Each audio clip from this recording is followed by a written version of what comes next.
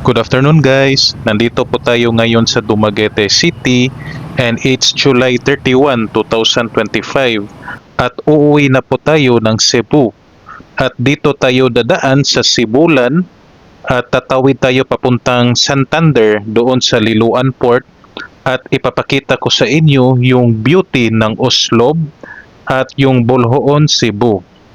Ito pala yung barko na sasakyan natin patawid ng Santander, Cebu. 300 pesos lang yung pamasahe namin ng motor ko.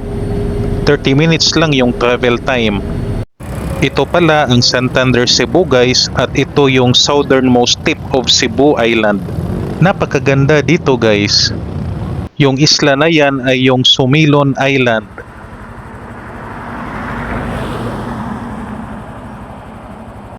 Maganda dito mag-unwind guys At sa mga friends ko naman from Luzon and Mindanao, itry nyo mag-visit dito at napakaganda talaga ng lugar. At dumako na naman tayo sa Oslob, Cebu. At ito pala guys yung Quartel Ruins mismo dito sa Municipality of Oslob, Cebu. Maganda rin mag-selfie dito guys at maganda rin itong tambayan kapag hapon. Perfect place rin ito para sa mga single, may asawa at meron rin nobya. At ito naman yung plaza ng Oslob at nasa tabing dagat lang ito. Napakaganda talaga mag-unwind dito guys. Kung pagod ka na sa buhay mo doon sa syudad guys, itry mo mag-unwind dito at sigurado ako na matatanggal yung stress mo.